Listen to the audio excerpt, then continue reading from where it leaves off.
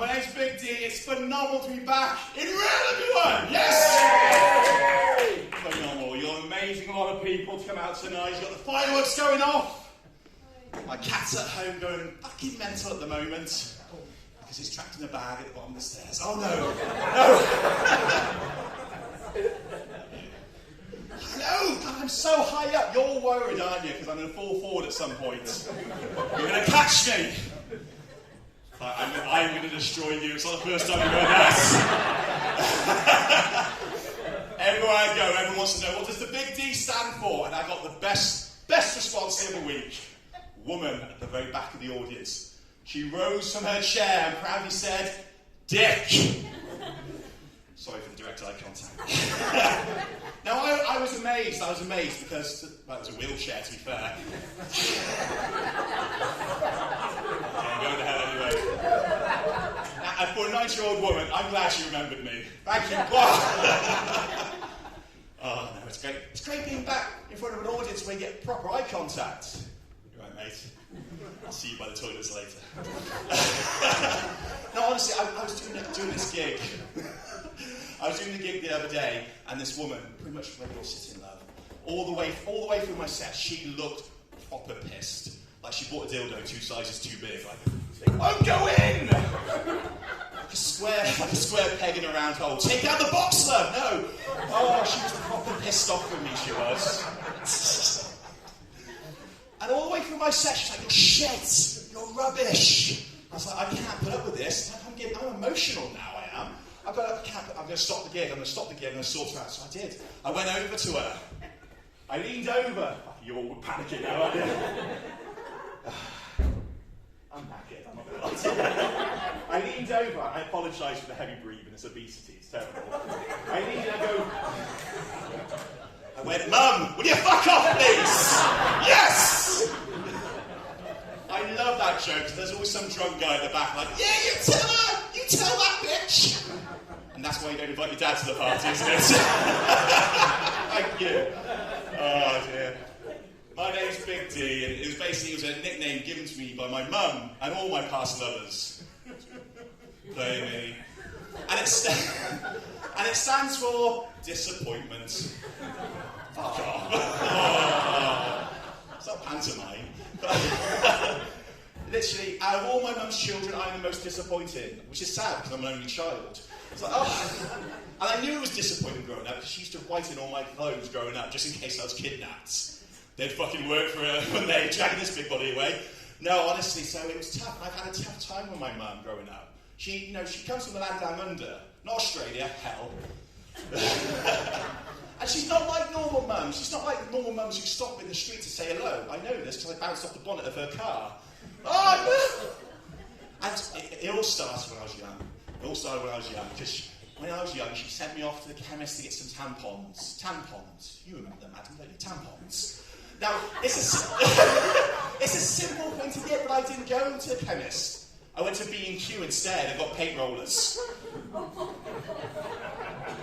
It's a cheesy setup, you're going to love it. To be fair, she said she had the painters in. So, there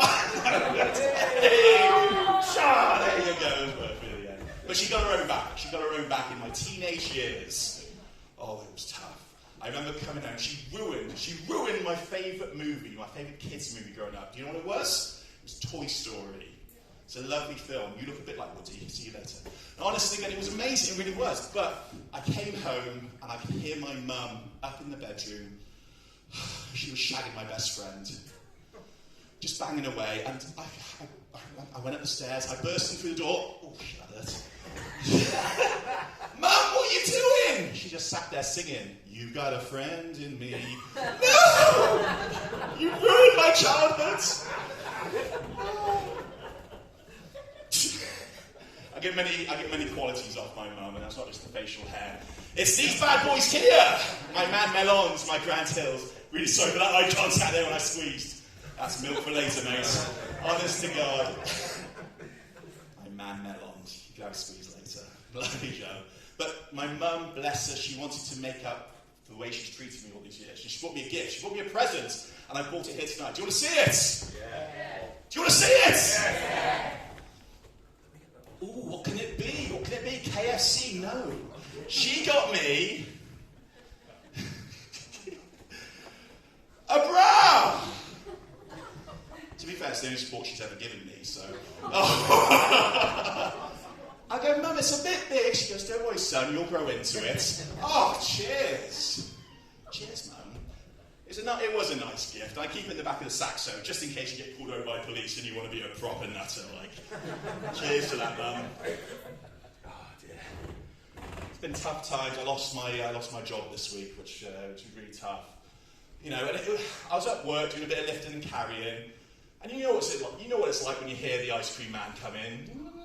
You drop everything to run across and get an ice cream, don't you? I ruined that funeral, I really did. Terrible. Worst pallbearer ever.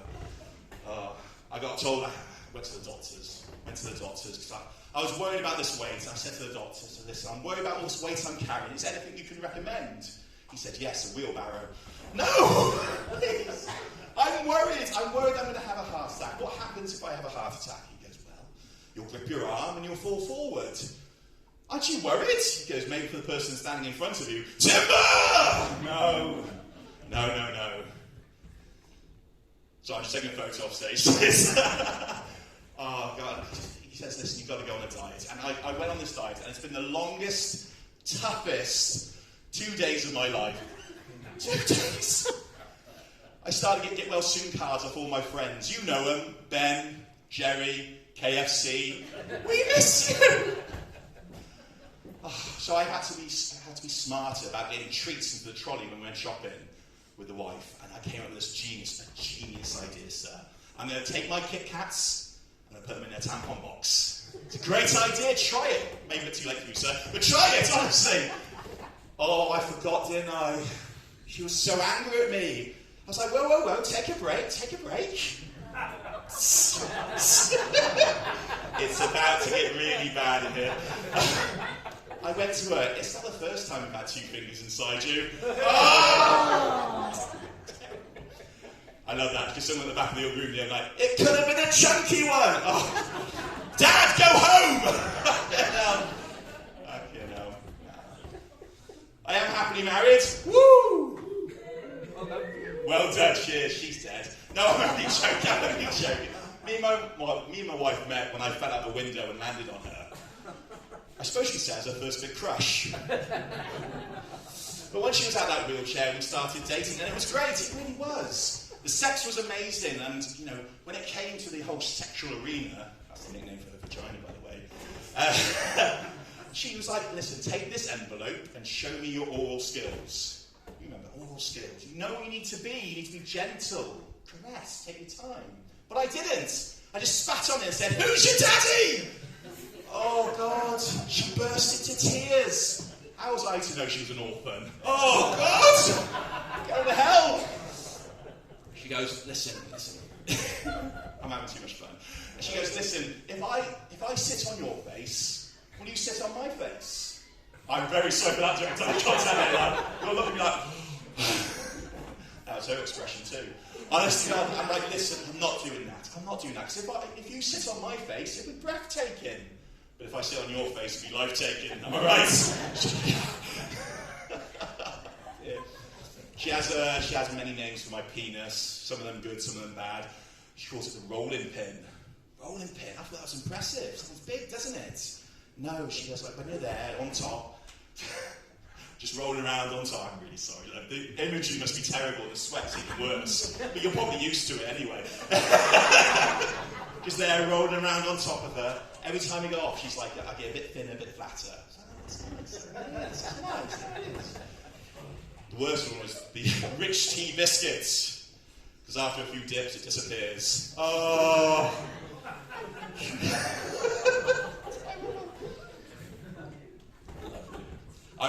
When I went down for the first time on my wife, it was incredible. I knew I was doing a good job because I could hear the sound of the rainforest above.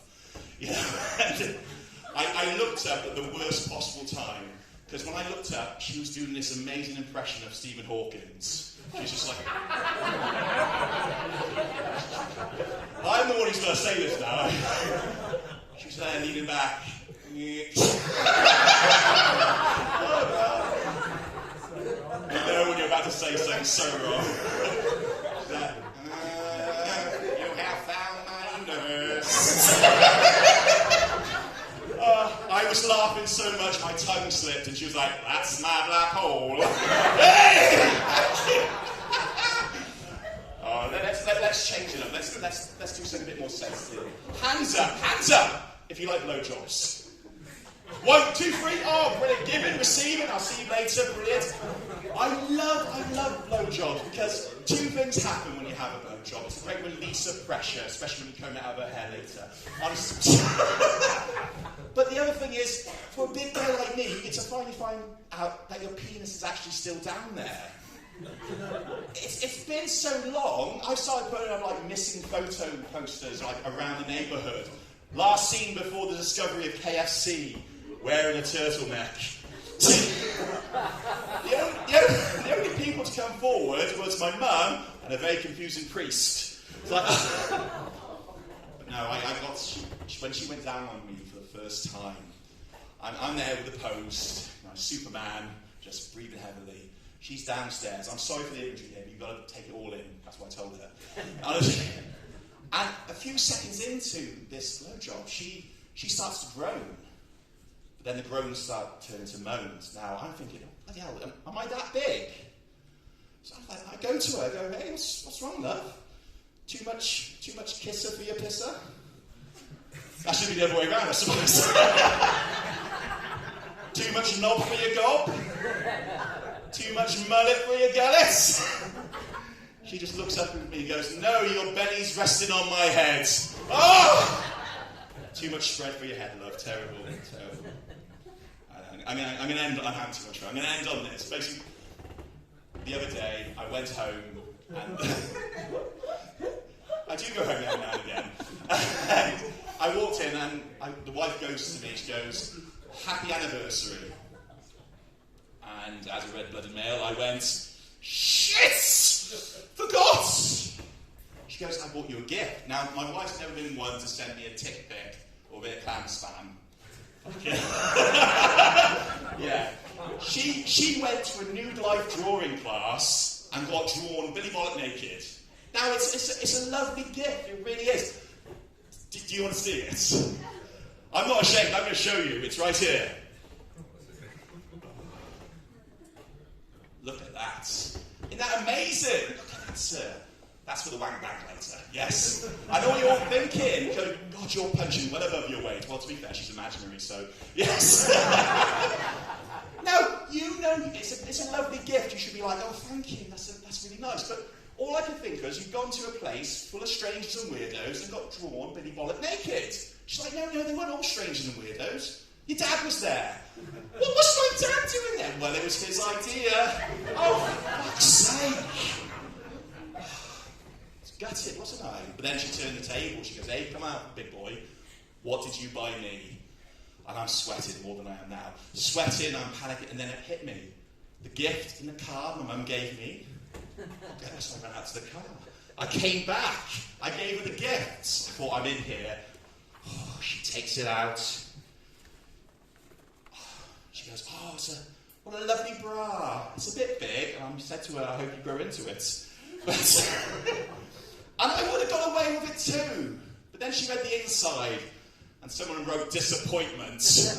Damn you, Mum! Well, that was me. I was ruined, wasn't I? She's like, you can't pull anything else out of that bag. We're finished. We are through. So that's when I went, do you want a Kit Kat? Yes! Listen, it's been an absolutely amazing start of the night. I'm having so much fun. You've got some amazing acts lined up for you. I've been Big D Archer, and I'll see you again very soon. Thank you. Good night!